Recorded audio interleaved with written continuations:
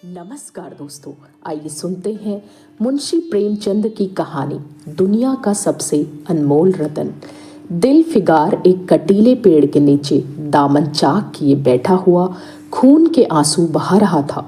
वह सौंदर्य की देवी यानी मलका दिल फरेब का सच्चा और जान देने वाला प्रेमी था। उन प्रेमियों में नहीं जो इत्र फुलेल में बसकर और शानदार कपड़ों में सजकर आशिक की वेग में माशूकियत का दम भरते हैं, बल्कि उन सीधे साधे भोले भाले फिदाइयों में जो जंगल और पहाड़ों से सर टकराते हैं और फरियाद मचाते फिरते हैं। दिल फरेब ने उससे कहा था कि अगर तू मेरा सच्चा प्रेमी है तो जा और दुनिया की सबसे अनमोल चीज़ लेकर मेरे दरबार में आ, तब मैं तुझे अपनी गुलामी में कबूल करूंगी। अगर तुझे वह चीज़ न मिले तो खबरदार इधर रुख न करना, वरना सूली पर खिंचवा दूंगी। दिल फिगार को अपनी भावनाओं के प्रदर्शन का, शिकवे शिकायत का, प्रेमिका के सौंदर्य दर्शन का तनिक भी अवसर न दिया गया। दिल फरेब ने ज्यों ही यह फैसला सुनाया, उसके चौबदारों ने गरीब दिल फिगार को धक्के देकर बाहर निकाल दिया और आज 3 दिन से यह आफत का मारा आदमी उसी कटीले पेड़ के नीचे उसी भयानक मैदान में बैठा हुआ सोच रहा है कि क्या करूं, दुनिया की सबसे अनमोल चीज़ मुझको मिलेगी नामुमकिन।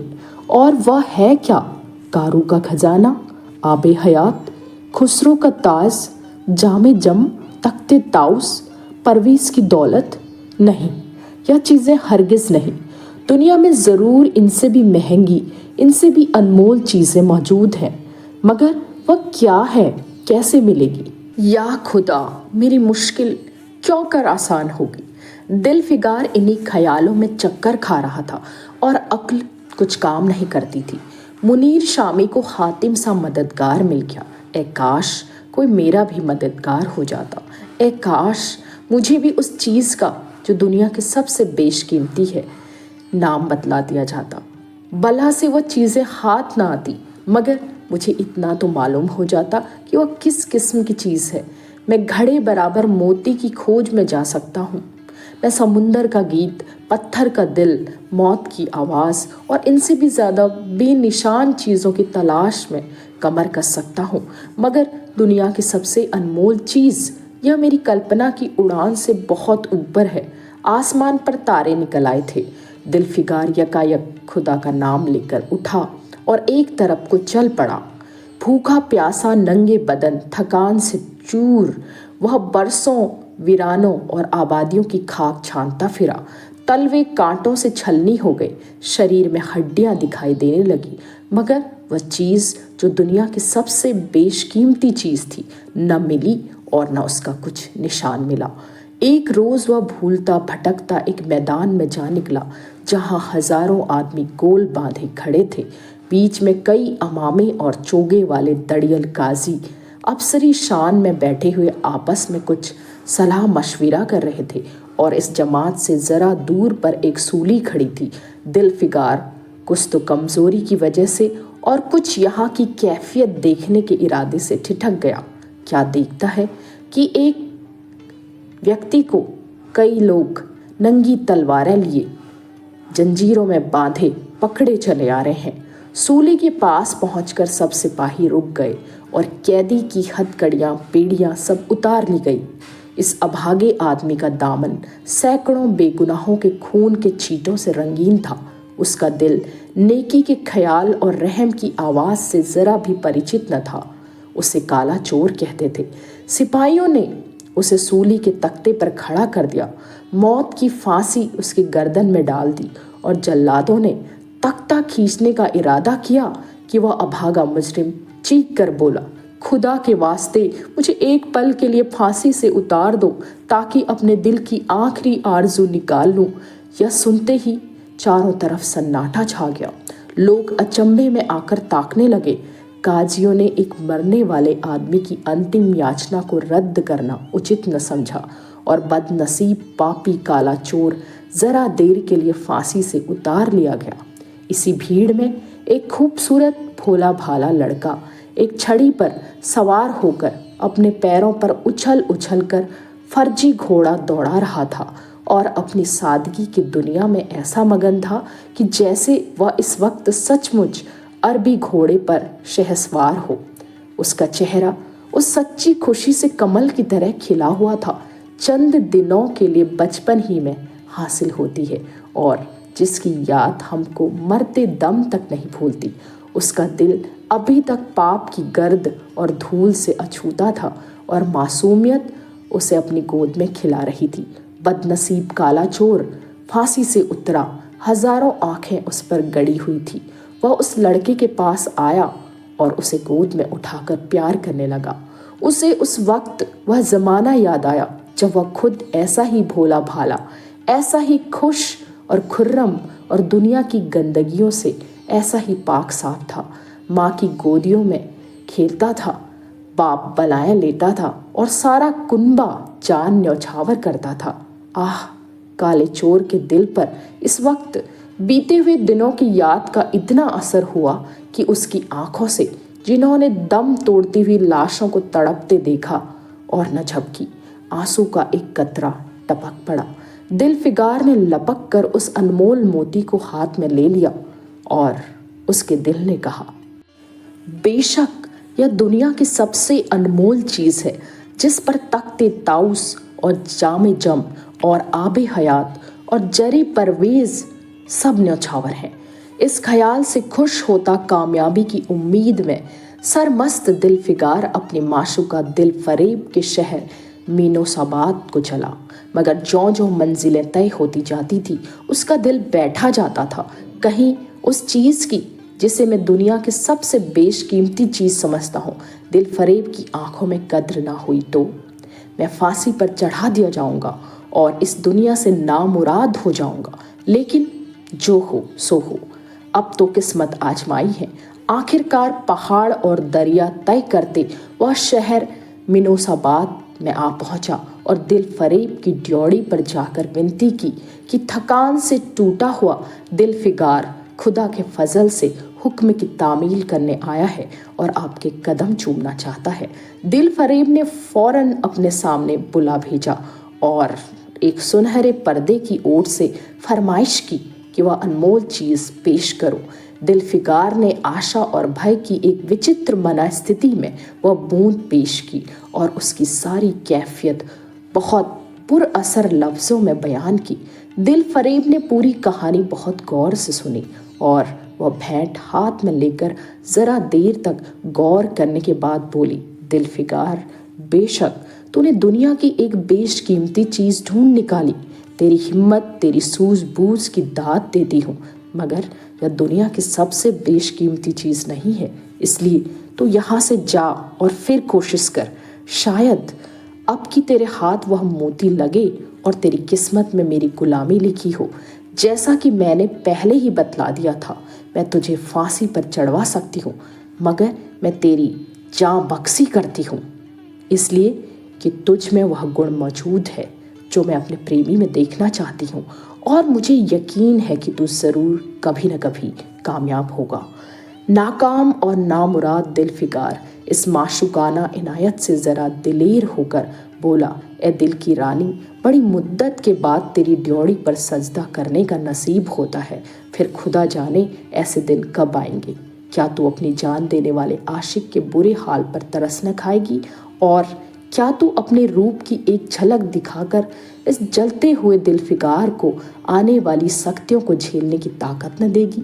तेरी एक मस्त निगाह के नशे में चूर होकर मैं वह कर सकता हूँ जो आज तक किसी से न बन पड़ा हो।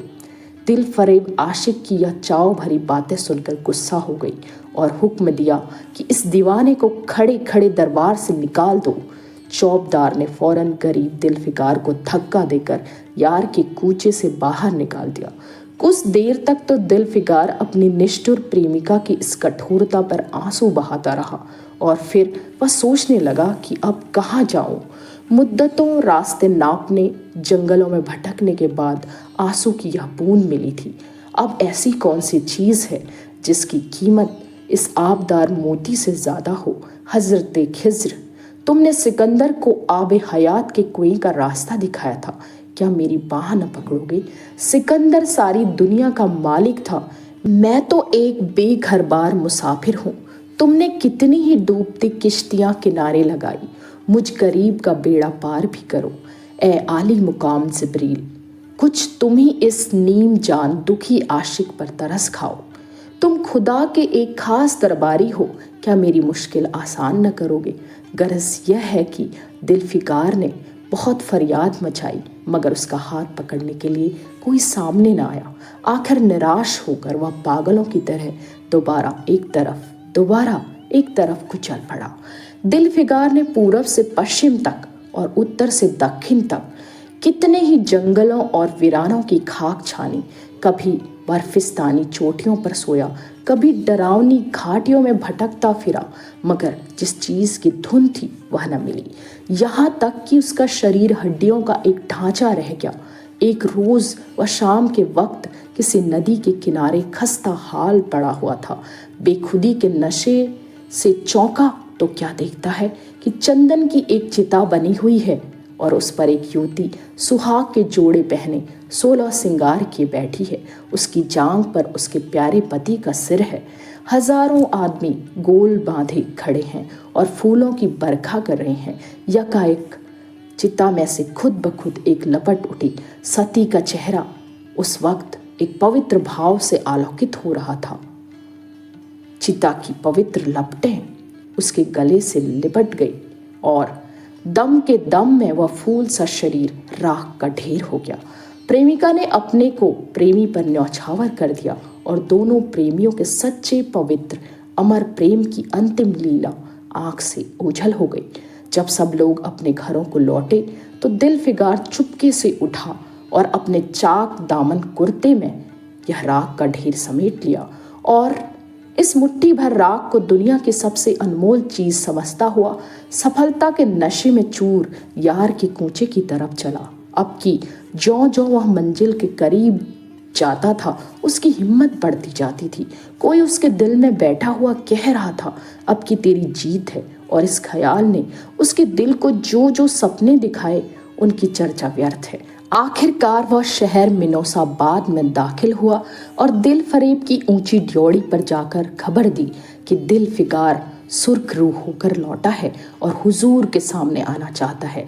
दिल फरेब ने जांबाज आशिक को फौरन दरबार में बुलाया और उस चीज़ के लिए जो दुनिया के सबसे बेशकीमती चीज़ थी हाथ फैला दिया। दिलफिकार ने हिम्मत करके उसकी चांदी जैसी कलाई को चूम लिया और मुट्ठी भर राख को उसकी हथेली पर रखकर सारी कैफियत दिल को पिघला देने वाले लफ्ज़ों में कह सुनाई और अपनी सुंदर प्रेमिका के होंठों से अपनी किस्मत का मुबारक फैसला सुनने के लिए इंतज़ार करने लगा। दिल फरेब ने उस मुट्ठी भर राख को आंखों से लगा लिया और कुछ देर तक विचारों के सागर में डूबे रहने के बाद बोली, ऐ जान निछावर करने वाले आशिक दिलफिकार, बेशक यह राख तो तू लाया है जिसमें लोहे को सोना कर देने की सिफत है, दुनिया की बहुत बेशकीमती चीज़ है और मैं सच्चे दिल से तेरी एहसानमंद हूँ कि तूने ऐसी अनमोल भेंट दी। मगर दुनिया में इससे भी ज़्यादा अनमोल चीज़ है, जा उसे तलाश कर तब मेरे पास आ।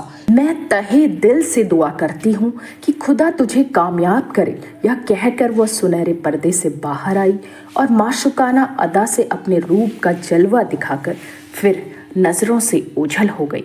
अभी दिलफिकार के होश हवास ठिकाने तक न आए थे कि चौबदार ने मुलायमियत से उसका हाथ पकड़कर यार के कूचे से उसको निकाल दिया और तीसरी बार वह प्रेम का पुजारी निराशा के अथाह समंदर में गोता खाने लगा। दिलफिकार का हियाब छूट गया। उसे यकीन हो गया कि मैं दुनिया में उसी तरह नाशाद और नामुराद मर जाने के लिए पैदा किया गया हूँ और अब इसके सिवा और कोई चारा नहीं कि किसी पहाड़ पर चढ़कर नीचे कूद पड़ूं ताकि माशूक के जुल्मों की फरियाद करने के लिए एक हड्डी भी बाकी न रहे। वह दीवाने की तरह उठा और गिरता पड़ता एक गगनचुंबी पहाड़ की चोटी पर जा पहुंचा। किसी और समय वह इतने ऊंचे पहाड़ पर चढ़ने का साहस न कर सकता था, मगर इस वक्त जान देने के जोश में उसे वह पहाड़ एक मामूली टेकरी से ज़्यादा ऊंचा नजर न आया। करीब था कि वह नीचे कूद पड़े कि हरे हरे कपड़े पहने हुए और हरा अमामा बांधे एक बुजुर्ग एक हाथ में तस्बीह और दूसरे हाथ में लाठी लिए बरामद हुए और हिम्मत बढ़ाने वाले स्वर में बोले, दिलफिगार, नादान दिलफिगार, यह क्या बुज़दिलों जैसी हरकत? तू मोहब्बत का दावा करता है और तुझे इतनी भी खबर नहीं कि मजबूत इरादा मोहब्बत के रास्ते की पहली मंजिल है। मर्द बनकर हिम्मत न हार। पूरब की तरफ एक देश है जिसका नाम है हिंदुस्तान। वहाँ जा और तेरी आरजू पूरी होगी। यह कहकर हजरत खिज्र गायब हो गए। दिलफिकार ने शुक्रिया की नमाज अदा की और ताज़ा हौसले, ताज़ा जोश और अलौकिक सहायता का सहारा पाकर खुश खुश पहाड़ से उतरा और हिंदुस्तान की तरफ चल पड़ा।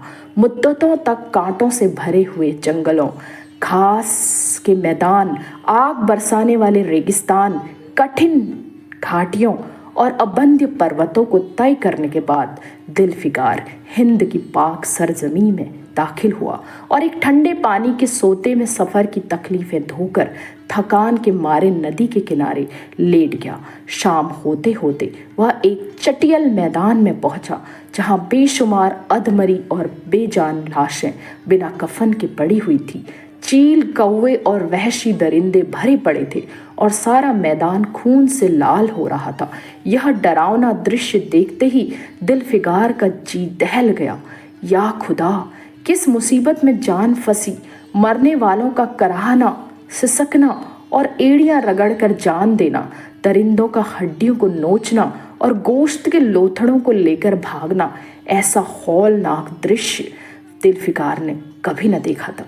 यकायक उसे ख्याल आया, यह तो लड़ाई का मैदान है और यह लाशें सुरमा सिपाहियों की है। इतने में करीब से कराहने की आवाज़ आई। दिलफिकार उस तरफ फिरा तो देखा कि एक लंबा तगड़ा आदमी जिसका मर्दाना चेहरा जान निकलने की कमजोरी से पीला हो गया है, जमीन पर सर झुकाए पड़ा हुआ है। सीने से खून का फव्वारा जारी है मगर आबदार तलवार की मूठ पंजे से अलग नहीं हुई। दिलफिकार ने एक चिथड़ा लेकर घाव के मुंह पर रख दिया ताकि खून रुक जाए और बोला, ए जवां मर्द, ए जवां मर्द, तू कौन है, तू कौन है? जवां मर्द ने यह सुनकर आंखें खोली और वीरों की तरह बोला, क्या तू नहीं जानता मैं कौन हूँ? क्या तूने आज इस तलवार की काट नहीं देखी? मैं अपनी माँ का बेटा, भारत का सपूत हूँ। यह कहते कहते उसकी त्योरियों पर बल पड़ गए। पीला चेहरा गुस्से से लाल हो गया और आबदार शमशीर फिर अपना जौहर दिखाने के लिए चमक उठी। दिलफिकार समझ गया कि यह इस वक्त मुझे दुश्मन समझ रहा है। नरमी से बोला, ए जवां मर्द, मैं तेरा दुश्मन नहीं, अपने वतन से निकला हुआ एक गरीब मुसाफिर हूँ। इधर भूलता भटकता आ निकला। बराए मेहरबानी मुझसे यहाँ की कुल कैफियत बयां कर। यह सुनते ही घायल सिपाही बहुत मीठे स्वर में बोला, अगर तू मुसाफिर है तो आ और मेरे खून से तर पहलू में बैठ जा, क्योंकि यही 2 अंगुल ज़मीन है जो मेरे पास बाकी रह गई है और जो सिवाय मौत के मुझसे कोई नहीं छीन सकता। अफसोस है कि तू यहाँ ऐसे वक्त में आया जब मैं तेरा आतिथ्य सत्कार करने के योग्य नहीं। हमारे बाप दादा का देश आज हमारे हाथ से निकल गया और इस वक्त हम बेवतन हैं, मगर पहलू बदल कर हमने हमलावर दुश्मन को बतला दिया। जो लाशें तू देख रहा है यह उन लोगों की है जो इस तलवार के घाट उतरे हैं मुस्कुराकर, और गो कि मैं बेवतन हूँ मगर गनीमत है कि दुश्मन की ज़मीन पर नहीं मर रहा हूँ। सीने के घाव से चिथड़ा निकालकर क्या तूने यह मरहम रख दिया? खून निकलने दे, इसे रोकने से क्या फ़ायदा? क्या मैं अपने ही देश में गुलामी करने के लिए ज़िंदा रहूं? नहीं, ऐसी ज़िंदगी से मर जाना अच्छा, इससे अच्छी मौत मुमकिन नहीं। जवां मर्द की आवाज़ मध्यम हो गई, अंग ढीले पड़ गए, खून इतना ज़्यादा बहा कि खुद ब खुद बंद हो गया। रह रह कर एक आध बूंद टपक पड़ता था। आखिरकार सारा शरीर बेदम हो गया, दिल की हरकत बंद हो गई और आंखें मुद गई। दिलफिकार ने समझा अब काम तमाम हो गया कि मरने वाले ने धीमे से कहा, भारत माता की जय, और उनके सीने से खून का आखिरी कतरा निकल पड़ा। एक सच्चे देश प्रेमी और देशभक्त ने देशभक्ति का हक अदा कर दिया। दिलफिकार पर इस दृश्य का बहुत गहरा असर पड़ा और उसने दिल में कहा, बेशक दुनिया में खून के इस कतरे से ज़्यादा अनमोल कोई दूसरी चीज़ नहीं हो सकती। उसने फौरन खून की बूंद को, जिसके आगे यमन का लाल हैज भी है, हाथ में ले लिया और इस दिलेर राजपूत की बहादुरी पर हैरत करता हुआ अपने वतन की तरफ रवाना हुआ और सख्तियां झेलता हुआ आखिरकार बहुत दिनों के बाद रूप की रानी मलका दिल फरीब की ड्योढ़ी पर जाकर पहुंचा और पैगाम दिया कि दिल फिगार सुर्खरू और कामयाब होकर लौटा है और दरबार में हाजिर होना चाहता है। दिल फरीब ने उसे फौरन हाजिर होने का हुक्म दिया। खुद हस्बे मालूम सुनहरे पर्दे की ओट में बैठी और बोली, दिल फिगार अब की तो बहुत दिनों के बाद वापस आया, ला दुनिया की सबसे बेशकीमती चीज़ कहाँ है। दिल फिगार ने मेहंदी रची हथेलियों को चूमते हुए खून का कतरा उस पर रख दिया और उसकी पूरी कैफियत पुरजोश लहजे में कह सुनाई। वह खामोश भी न होने पाया था कि यकायक यह सुनहरा पर्दा हट गया और दिल फिगार के सामने हुस्न का एक दरबार सजा हुआ नजर आया, जिसकी एक एक नाज़नीन जुलेखा से बढ़कर थी। दिल फरीब बड़ी शान के साथ सुनहरी मसनद पर सुशोभित हो रही थी। दिल फिगार हुस्न का यह तिलिस्म देखकर अचंभे में पड़ गया और चित्र लिखित सा खड़ा रह गया कि दिल फरेब मसनद से उठी और कई कदम आगे बढ़कर उससे लिपट गई। गाने वालियों ने खुशी के गाने शुरू किए। दरबारियों ने दिल फिगार को नजरें भेंट की और चाँद सूरज को बड़ी इज्जत के साथ मसनद पर बैठा दिया। जब वह लुभावना गीत बंद हुआ तो दिल फरेब खड़ी हो गई और हाथ जोड़कर दिल फिगार से बोली, ए जानिसार आशिक दिल फिगार, मेरी दुआएं बर आई और खुदा ने मेरी सुन ली और तुझे कामयाब और सुर्खरू किया। आज से तू मेरा मालिक है, मैं तेरी लौंडी। यह कहकर उसने एक रत्न जटित मंजूषा मंगाई और उसमें से एक तख्ती निकाली जिस पर सुनहरे अक्षरों से लिखा हुआ था, खून का वह आखिरी कतरा जो वतन की हिफाजत में गिरे दुनिया की सबसे अनमोल चीज़ है। तो दोस्तों, ये थी मुंशी प्रेमचंद की कहानी, दुनिया की सबसे अनमोल चीज़, दुनिया का सबसे अनमोल रतन। ये कहानी बहुत ही हृदय स्पर्शी थी। आपको कैसी लगी ज़रूर बताइए। तो फिर कहानी को देते हैं यहीं पर विराम और जल्दी ही मिलते हैं एक नई कहानी के साथ। तब तक मुझे दीजिए विदा। धन्यवाद।